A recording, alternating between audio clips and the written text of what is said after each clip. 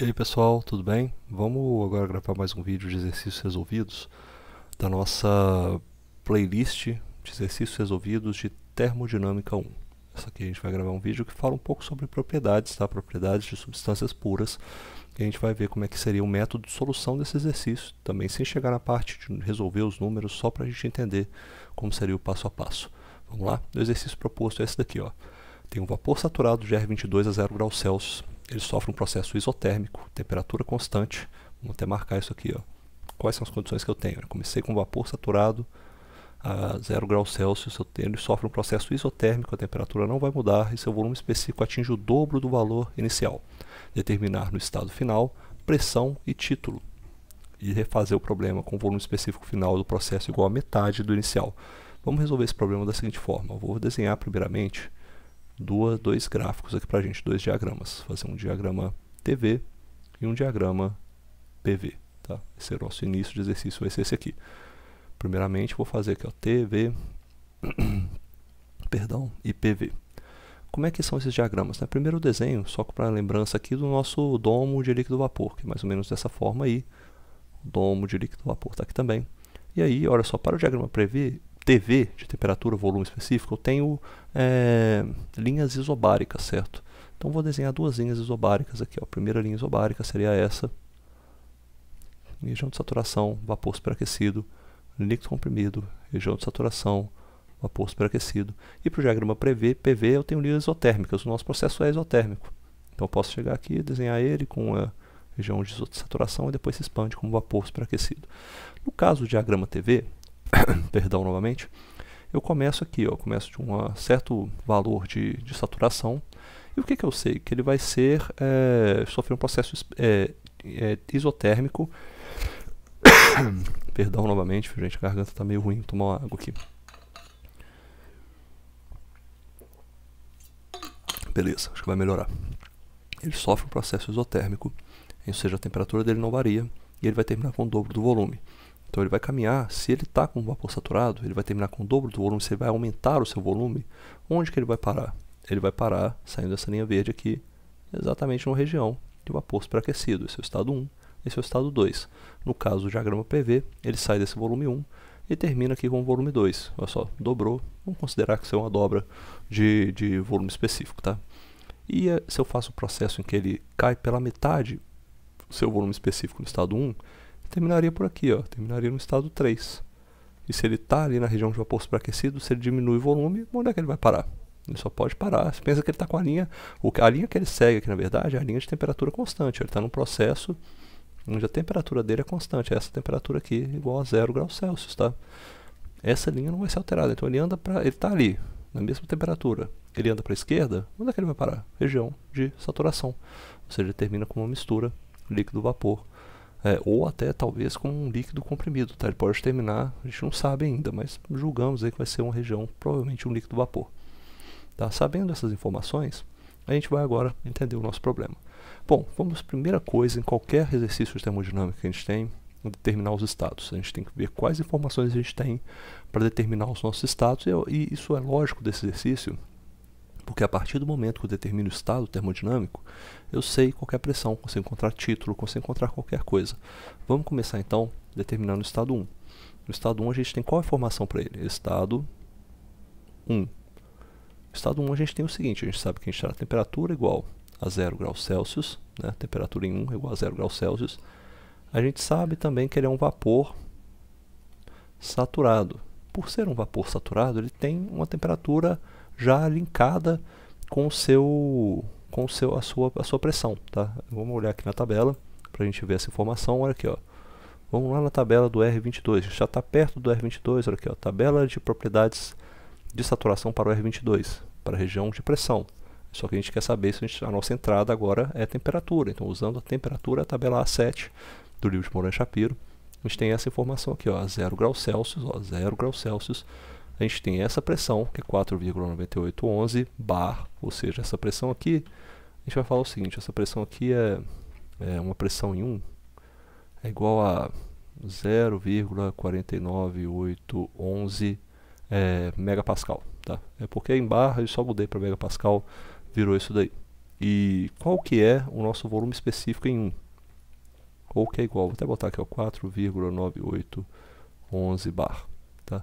E o volume específico é qual? Vou lá olhar na tabela, na minha tabela vai dar isso daqui. Ó. Tabela para 0 graus é o volume específico do vapor saturado, que é 0,0470. 0,0470 metros cúbicos por quilograma. Meu estado está definido, eu já sei tudo sobre ele, eu sei inclusive a informação do volume específico que eu vou usar e que é importante para o meu estado 2.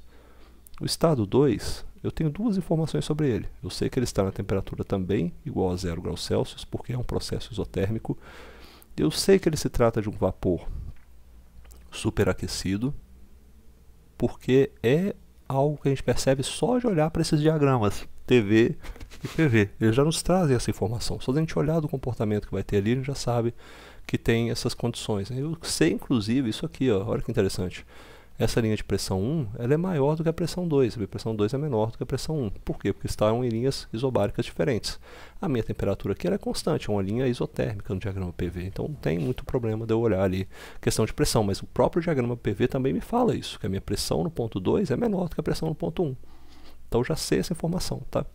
Vamos agora olhar então, será que eu sei que ele é um vapor superaquecido? Eu preciso de mais uma informação para conseguir definir esse estado. Eu não tenho pressão, não tenho nada, eu não consigo dizer isso, né? Só de eu sei que ela vai estar em algum nível de pressão, mas eu não sei exatamente qual.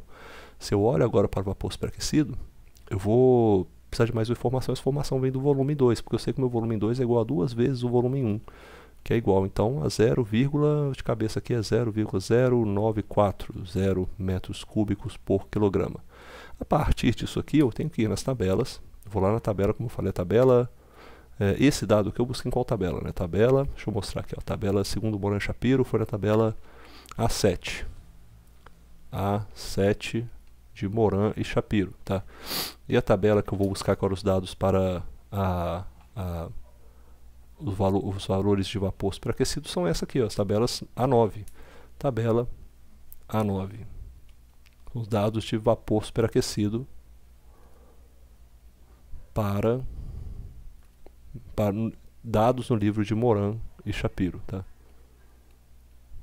Então, esses dados aqui eu vou buscar essas informações, tá? Vou lá na tabela agora, eu vou buscar essa informação. Como é que eu vou fazer? As tabelas de vapor superaquecido, como a gente lembra, estão organizadas dessa forma aqui, ó. Eu tenho uma pressão como entrada. Ou seja, essa pressão aqui de 0,4 bar é bem menor do que a pressão que a gente está trabalhando. A gente está trabalhando na região de mais ou menos 5 bar. Essa pressão aqui é 0,6. Mas o meu processo é um processo isotérmico. Eu não sei o que acontece. Eu não sei qual vai ser a pressão. Como é que eu vou encontrar então esse dado nessa tabela? Olha, eu vou usar novamente as informações que eu tenho da leitura dos meus diagramas TV e PV. Eu sei que a minha pressão em 2 ela é menor do que a pressão em 1. E essa pressão em 1 aqui ela é o quê? Essa pressão em 1, eu sei que ela é mais ou menos aí uns 5 bar. Tá? Eu sei que ela está mais ou menos nessa faixa, porque eu olhei isso na tabela A7, que é a tabela de saturação. Ela é uma pressão de saturação perto dos 5 bar. Se eu sei que ela está nessa região, como é que eu vou descobrir então a pressão em 2? Olha, eu tenho que começar lá da tabela da pressão de 5 bar. Né? Eu vou lá, inicialmente na pressão de 5 bar, está aqui 1.5, 2.5, 3 bar, 3.5 bar, 4 bar. Opa, cheguei aqui, 5 bar, achei. E olha aqui onde é que estão os meus valores. Né? Nessa pressão de 5 bar, a menor temperatura que eu tenho, ela é maior, um pouquinho maior do que a do meu processo. Ou seja, essa tabela de 5 bar não serve para mim. Eu preciso de tabelas que tenham essa temperatura, olha aqui onde eu vou marcar, ó, essa temperatura de 0 graus. Eu tenho a saturação, que nesse caso ela é mais baixa do que 0 graus. Tá vendo? Para a pressão de 4.5 bar, a temperatura de saturação é menos 3.08. Nesse caso, então eu tenho regiões aqui onde eu vou ter a minha temperatura, eu vou ter o meu fluido, vai estar uma pressão mais baixa do que a pressão de 5 bar, e com uma temperatura... e que esses fluidos à temperatura de 0 graus Celsius, eles estão no estado de vapor superaquecido. Ou seja, nesse caso aqui eu estou no estado de vapor superaquecido, mas aí tem um problema. A primeira coluna, vamos olhar aqui em cima, a primeira coluna o dado é qual? Olha lá, é volume específico. Depois da temperatura, que é a primeira coluna aqui mostrada, o primeiro dado que eu tenho da tabela é de volume específico. Então se eu olho aqui na tabela, na parte da tabela referente à pressão de 4.5 bar, o meu volume específico para 0 graus Celsius é esse aqui, 0,05275. E se eu olho isso daqui lá nos meus dados, qual que é o meu volume específico que eu tenho que procurar? Eu tenho que procurar esse volume específico aqui, ó. Eu vou procurar na minha tabela, em todas essas subtabelas de diferentes pressões, aonde eu tenho a 0 graus Celsius um volume específico igual a esse aqui que eu acabei de marcar, de 0,0940. Então vamos lá, 4,5 bar não é, porque a 0 graus ele está num volume específico muito menor. Então vamos diminuir a pressão um pouquinho. Ó, chegou aqui a 0 graus, para 3,5 bar, essa é a minha pressão, o meu volume específico já subiu um pouquinho, 0,069. Isso é esperado, né? Por que é esperado? Porque agora eu tenho pressões menores. Se o meu vapor aquecido está a pressões menores, eu sei que o valor de volume específico de 0,094, que é o meu volume específico no estado 2, ele é maior do que esse valor. Então eu tenho que continuar diminuindo a pressão. Quanto menor a pressão, mais o meu fluido vai conseguir se expandir. Se eu tiver muita pressão externa, né, sobre o meu fluido, que é correspondente à pressão do meu fluido em si, nós já sabemos disso, tiver muita pressão sobre esse fluido, ele não consegue se expandir tanto. O vapor ele é muito suscetível à pressão externa. Então se tiver muita pressão, ele vai ter volumes específicos menores. Então tem que ir diminuindo a pressão. Vou diminuir mais. Agora cheguei a 2,5 bar. Opa, já começou a dar alguma coisa aqui. Em 2,5 bar, olha o valor do meu volume específico, 0,09971. A 0 graus, tá vendo? Eu estou a 0 graus para pressão de 2,5 bar. Eu tenho 0,09971. Esse volume já é maior do que o volume específico que eu quero encontrar, que é esse daqui, 0,0940. Ou seja, agora eu posso aumentar um pouquinho a pressão. Eu vou aumentar um pouquinho a minha pressão agora para 3 bar. Vou na região de 3 bar. Ó. Qual que é? Olha a linha aqui de 0 graus Celsius, tá vendo onde eu estou passando o mouse? Olha só o meu volume específico, 0,08214. Achei. A minha pressão ela tem que ser menor do que essa pressão que dá esse volume específico, e ela tem que ser maior do que a pressão que dá este volume específico. Ela está entre 2,5 e 3. E aí eu faço aquela famosa interpolação. Como é que a gente faz interpolação? Bom, você vai fazer isso aqui, ó. Tem novamente pensar nesse dado aqui. Vamos lá. Opa, peguei o negócio errado, peraí. Tem que pegar a caneta aqui, ó. Eu vou fazer esse seguinte aqui que a gente já fez, tem vídeos até gravados sobre esse processo de interpolação, mas só para ficar bem claro como é que vai ser feito. Ó, eu tenho uma pressão, tá? Eu tenho uma pressão aqui de 2,5 bar e eu tenho uma pressão de 3 bar. Estão marcadas aqui. Para a pressão de 2,5 bar eu tenho esse volume específico de 0,09971. Essa aqui é a minha pressão, volume específico. Para 2,5 eu tenho 0,09971. E para a pressão de 3 bar, aumentei a pressão, ele vai conseguir pressurizar mais esse fluido, comprimir mais esse fluido, ele chega a esse valor de 0,08214. Vai ser, então, 0,08214. Como é que ocorre esse processo? Eu tenho uma linha, né? Uma linha que liga esses dois. É só fazer isso aqui, ó, essa linha ligando esses dois aqui. E eu vou pensar que eu preciso encontrar de alguma forma, ou seja, eu tenho meu ponto 1 aqui em cima, tá 2,5 bar, meu ponto 2 aqui embaixo, que está no ponto 3. E eu sei que eu tenho esses dois dados. Só que eu não quero nenhum desses dados. Eu quero o ponto onde eu vou ter meu volume específico vai ser igual a 0,0940. É esse daí que é onde eu quero encontrar esse valor do meu volume específico. E esse ponto vai ter algum lugar aqui no meio. Ó. Algum lugar aqui no meio que eu vou ter justamente a minha pressão em 2. E nesse momento eu consigo encontrar ela, né? Eu vou conseguir encontrar essa pressão. Ou seja, eu tenho encontrar aqui, fazer aquela método de semelhança de triângulos, né? Você pode chamar aí como você gostar mais. Eu costumo chamar de semelhança de triângulos mesmo. Ó, tem esse triângulozinho azul e eu tenho esse triângulozinho aqui, que é o triângulozinho preto. Vai até lá na frente. Ó. Eles são triângulos autossimilares, né? São triângulos que a gente pode usar. Deixa eu puxar esse aqui só mais para baixo para ficar alinhado, beleza? São autossimilares, eles têm aí tem o mesmo ângulo aqui, essa angulação aqui, a alfa deles é a mesma, até aqui embaixo, né? Só essa angulação alfa deles é a mesma. Eu vou fazer aquela semelhança de triângulos, vou falar que eu tenho é o seguinte, né? O meu cateto adjacente, que seria a diferença entre esses dois números pretos aqui, dividido pelo meu cateto oposto, perdão, que seria esses dois aqui, 0,09971 menos 0,08214 dividido pela diferença dos catetos adjacentes, que é simplesmente 3 menos 2,5. Vai ser 3 menos 2,5. Isso daqui é igual a essa diferença que eu tenho agora no o comprimento do meu triângulozinho azul, que vai ser o que? P2, vai ser o volume 2, né, que é 0,0940 menos 0,08214 dividido pelo que? Por 3 menos P2. E aí eu acho qual que é o meu P2. Achei a minha P2, vai ser achado através dessa interpolação simples aí que a gente tem, sem muito mistério, tá? Fazer essa interpolação você vai encontrar o seu valor de P2. Beleza, você achou esse valor aí? Agora você vai pensar no seguinte caso. Você vai pensar agora no caso 2, em que você vai ter no caso 2, onde você vai ter um volume do estado 3, perdão, né? O estado 3, onde você vai ter agora o volume vai cair pela metade. Esse aqui, ó. Estado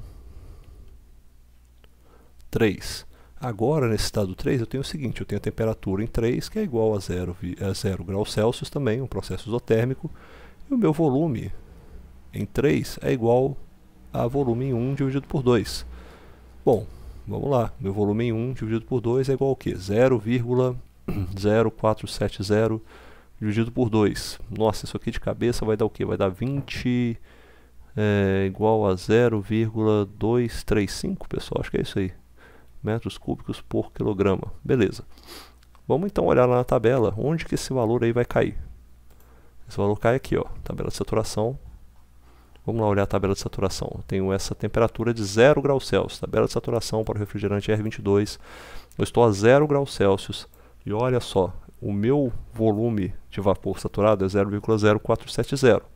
A metade dele ainda é maior do que o volume específico do líquido saturado, porque esse volume é muito baixinho. Isso aqui é 0,7803 vezes 10 a 3, tá? Então, o valor real disso aqui, em metros cúbicos por quilograma, é 0,7803 vezes 10 a menos 3. É um valor muito pequenininho, ou seja, eu caio nesse meio aqui, no meio dessa região. Eu sei que eu vou ter algum título, né? Eu já sei, então, que como eu estou na região de saturação, a minha pressão em 3... ela simplesmente é o que? 4,9811 bar, que é a pressão de saturação que está ali, dada na tabela aqui, ó, para a pressão de saturação. Em uma região de saturação, a pressão e a temperatura são linkadas, não são independentes. E qual que é o título que eu vou ter nesse caso aí? Para encontrar o título é fácil. Eu já sei qual que é o meu volume em 3, tá? Sei o volume em 3, eu já conheço. Eu preciso agora, eu sei também os valores dos volumes do líquido saturado e o volume do vapor saturado. Aí é só encontrar o título. Por quê? Porque eu sei que o meu volume em 3, volume do estado 3, ele é simplesmente igual ao volume do líquido saturado nessa temperatura, mais o título em 3, multiplicado pela diferença entre o volume do vapor saturado menos o volume do líquido saturado. Tudo isso aqui, ó, são dados que a gente tem, porque eu sei que esse valor de volume específico em 3 já foi calculado ali, é 0,235 metros cúbicos por quilograma. O volume do líquido saturado a gente acabou de falar, é 0,7803 vezes 10 a menos 3, não esquecer disso, metros cúbicos por quilograma. E o volume do vapor saturado, a gente usou ele o tempo todo, é 0,0470. Opa, eu esqueci um zero, hein? Então agora que eu vi aqui. Ó, tem que jogar isso aqui pro lado, ó. Faltou um zero aqui. E faltou um zero aqui também. Não posso esquecer dele não, ó. Faltou um zero aqui também. Tá vendo? Tava jogando valor muito alto já. 0,235. Esses valores aqui são todos os valores que eu preciso para calcular esse processo. Então nesse processo aqui eu vou calcular o meu x3. O x de 3 é igual a o volume em 3 menos o volume do líquido saturado dividido pelo volume do vapor saturado menos o volume do líquido saturado. Beleza? Isso aqui me dá o meu valor de x3. Sem resolver, a gente já resolveu. Ou seja, eu achei a minha pressão em 3 da tabela, eu achei o meu título, eu achei aqui também o volume específico, vou achar a pressão. Achei os dados em 1, já estavam dados também, já estavam conhecidos, tudo dados de tabela, mas eu vou colocar aqui que eu achei a pressão e o volume específico também, beleza? Ou seja, tá aí, tá resolvido o nosso problema. Eu já entendi que o nosso problema já está determinado. O que poderia, em uma solução, em um problema de uma prova, complicar esse exercício? Deixa eu pensar.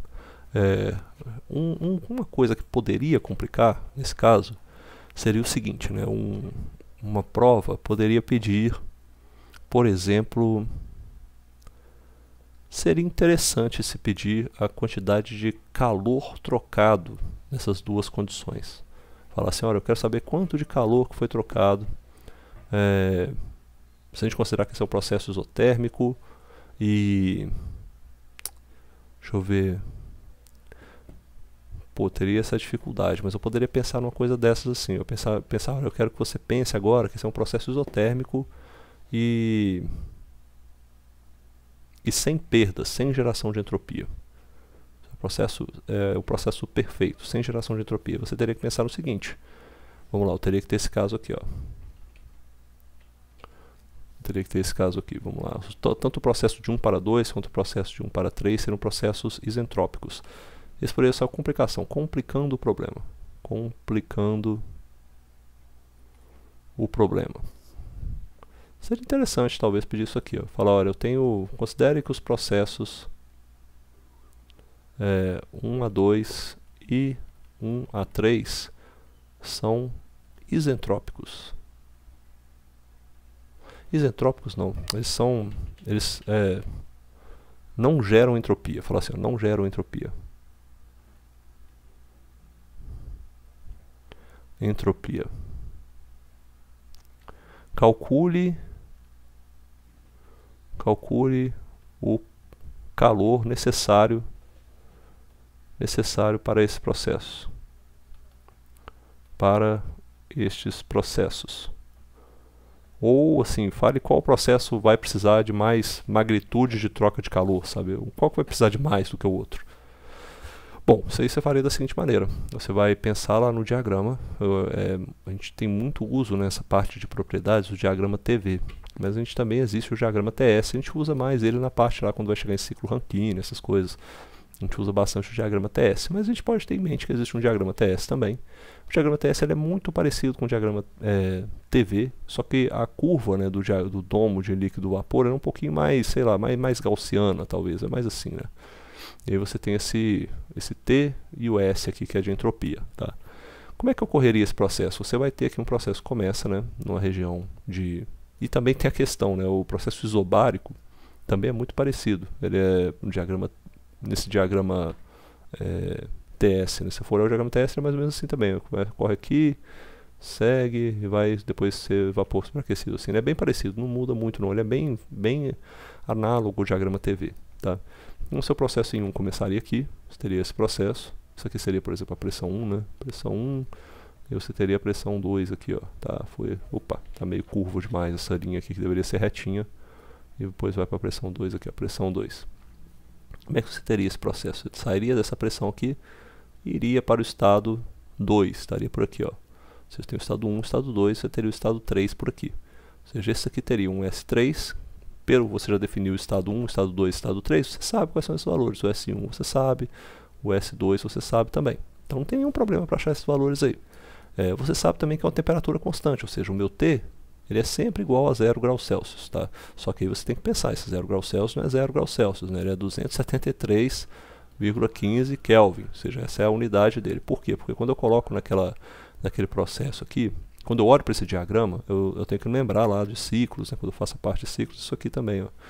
Quando eu tenho o calor trocado nada mais é do que a integral da temperatura vezes ds, certo? Ou seja, a temperatura constante nesse caso e a variação de entropia entre um processo 1 e 2, ou o processo aqui, o calor trocado entre 1 e 2, seria isso aqui, o calor trocado entre 1 e 3, seria igual a isso aqui, ó, integral de 1 para 3 de T ds. Agora minha temperatura é constante, é só jogar ela para o lado de fora. Ou seja, o calor trocado aqui agora seria isso, ó, seria a temperatura multiplicada pela entropia em 2 menos a entropia em 1. Seria isso aqui. Na verdade, esse calor aqui eu tenho que considerar também que esse calor está Porque aqui tem a massa também, né? Eu teria que dividir pela massa. Seria o calor sobre massa, tá? A minha massa seria constante, tá? Então eu buscaria mais ou menos isso, né? 1 kJ por quilograma no final. Então nesse caso aqui eu teria também a mesma coisa, a mesma temperatura e um S3 menos S1. Eu saberia qual que é o calor trocado. No caso, ao contrário, aqui, né? Teria que ser S1 menos S3. Eu acho que por isso eles dariam S1 menos S3. Por isso, um vai aumentar a entropia, vai ter calor positivo, que significa que ele vai gerar, vai ter calor sendo colocado no sistema, né? Vai ter calor sendo transferido para o sistema, e o outro dá no outro sentido, que indica que o calor é trocado, né? Perdido pelo sistema, ele é resfriado. Essa seria uma questão para a gente poder avaliar. Processos, considero que esses processos são isentrópicos. Outra questão que eu vim pensando aqui também, pode ser interessante de se avaliar, seria essa daqui, ó. Perguntar qual dos processos é mais eficiente. E aí a gente teria que pensar que você tem o que teria que ser pensado nesse caso aqui? Deixa eu pensar. Você vai ter uma variação de volume, né? Acho que eu faria isso aqui, ó. Quer ver? Eu pensaria nessa condição seguinte, né? Eu poderia ter uma outra complicação, tá? Essa outra complicação, complicação 1. Poderia ter uma outra complicação. Eu tenho que pensar um pouco como é que seria ela também. Eu acho que formulação seria algo como assim: qual dos processos, né? Qual dos processos 2 ou 3 é mais eficiente? Esse aqui é ótimo, né? Envolve a segunda lei assim de uma maneira linda, a segunda lei da termodinâmica, né? E porque ele vai ficar... Como é que você teria que pensar esse processo aqui?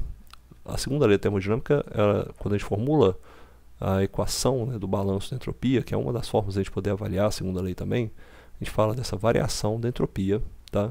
Vou até botar dessa forma aqui, ó. A variação da... Vou dessa forma, a variação da entropia como propriedade intensiva, ela é igual a essa troca de calor que a gente tem sobre uma certa temperatura. É ótimo esse processo porque ele é isotérmico, né? Então facilita essa solução aqui pra gente. E mais a geração de entropia. Beleza? A gente tem isso daí. Eu teria que avaliar isso para os dois processos. Qual que é a questão? Eu não sei nesse processo.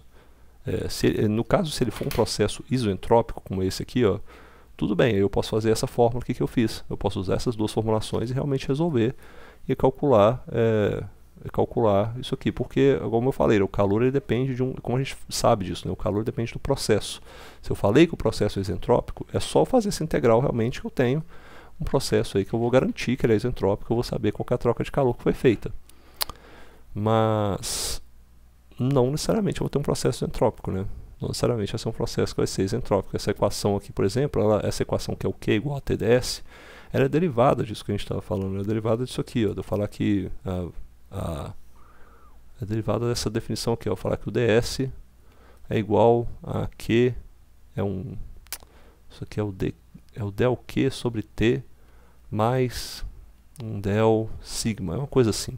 Só que se for um processo isentrópico, eu posso falar que isso aqui é igual a zero. Ou seja, então aí vira essa solução aí, eu posso usar essas equações que estão aqui apresentadas, tá vendo? Eu posso usar elas. Se não for um processo isentrópico, eu não posso eliminar aquela geração de entropia ali não. Aí eu tenho que usar a equação cheia, que é essa aqui, que tem a geração de entropia, tá? Considerando que aqui em cima ela está na forma, né? Forma diferencial. Isso aqui é a forma diferencial, ó. Forma diferencial, tá? Que é um pouquinho diferente dessa forma que está apresentada aqui embaixo. A gente só não fez os limites tenderem a zero aí. Nesse caso, a gente está olhando para essa formulação aqui e pensando agora como é que eu vou calcular, porque faltariam informações, né? Esses dados aqui eu posso definir a partir das tabelas. Eu tenho os estados 1, 2, 2, 3, isso aqui é dado de estado, né? Eu vou buscar informações em tabelas mesmo. Mas essa informação aqui é um resultado. Essa informação que é a geração de entropia é um resultado. Geração de entropia. A temperatura, graças ao bom Deus, para o nosso problema não é constante, mas eu teria que dar um jeito de calcular de alguma forma esse calor aqui. Como que eu calcularia esse calor? Como é que eu pensaria nesse calor, tá? Eu acho que eu calcularia ele da seguinte forma. Eu pensaria na equação eu pensaria na equação Cara, eu teria que pensar em alguma forma usar a primeira lei, né? Porque a primeira lei ela tem essa formulação diferencial aqui também, que é igual a del Q menos del W. Eu consigo escrever então esse del Q é igual a du mais del W. Se eu considerar que esse trabalho é só um trabalho de expansão, né? Como é que eu faria isso aqui? Seria a mesma coisa que eu falar que o del Q é igual a du mais... Aqui a pressão não é constante nesse caso. Eu teria que dar um jeito de aproximar isso aqui para entalpia, então acho que eu teria que fazer isso aqui, ó. Porque eu poderia tentar falar isso aqui, né? Que o meu del W é igual a P dV, mas não é uma realidade, porque aqui eu não tenho a pressão constante nesse caso. A minha pressão aqui ela varia. Mas acho que se eu fizer isso... E... Bom... Meu volume varia, né? Eu tenho um volume... eu poderia considerar que isso aqui... Como eu tenho esse processo de expansão também, eu acho que eu deveria jogar entalpia nesse caso. Porque eu tenho esse processo de du, dt, mais o del Q. Eu acho que eu teria que aproximar o meu trabalho aqui igual a dH. Eu acho que seria essa forma de eu fazer essa aproximação mais de... Perdão, galera. Eu teria que fazer isso aqui, ó. Teria que aproximar o del Q igual a... porque ele seria isso, né? Um del de P... Poxa, isso aqui me pegou. PdV, ou PV, né? PV nesse caso. Variação de pressão-volume. E aí eu poderia tentar aproximar isso aqui dessa forma. Ó. Falar que o del Q é igual a du, mais... Aí, como são propriedades, eu posso falar que ele é uma... Acho que eu poderia falar isso aqui, ó, que é um PDV mais um VdP. Acho que daria para fazer isso, tá? Porque aí os dois, a gente sairia desse problema do PV e virariam só propriedades, só que isso aqui eu sei que é DH. Então eu posso usar isso aqui igual a DH, que é a entalpia. Tá? Então nesse caso eu acho que eu poderia usar isso aqui. Então eu poderia calcular essa variação, eu creio, tá? Eu vou até verificar isso depois, porque eu acho que realmente é uma... Não, acho que sim, acho que eu poderia sim. Olha só, o meu M, delta S, só tudo aqui é só estamos falando de propriedades de tabela, tá? M delta S é igual, esse DH é igual também a M DH, né? E o H que já é propriedade intensiva é dado de tabela. Isso aqui seria igual a um MDH, que eu posso integrar isso aqui, também vai ter uma questão da temperatura, mais a geração de entropia. Reescrever essa geração de entropia. Isso daqui, eu vou dividir todo mundo pela massa. E aí eu fico com essa formulação aqui final. A minha variação, eu saberia que a minha geração de entropia dividida pela massa, ela é, ou seja, isso é um resultado, tá? Eu posso obter a geração de entropia, pode ser obtida em kilojoules por Kelvin ou kilojoules por quilograma Kelvin. É simplesmente uma propriedade intensiva, né? Minha propriedade intensiva de geração de entropia ela seria igual ao S final, né? Posso botar, por exemplo, aqui pro caso do processo, para o processo 1, 2. Por exemplo, seria o S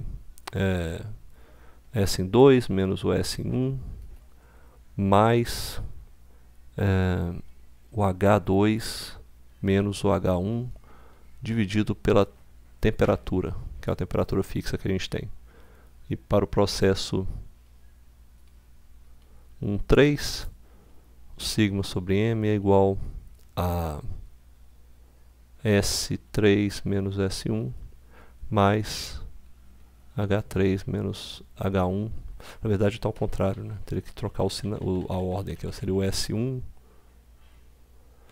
Não dá na mesma. S3 menos S1 mais o H3 menos H1 dividido por T. Ou seja, aí como é que eu saberia qual que é o processo mais eficiente? Aqui seria 1, 2 e aqui seria 1, 3. Eu verificaria qual que é o que tem o maior valor de sigma de geração de entropia.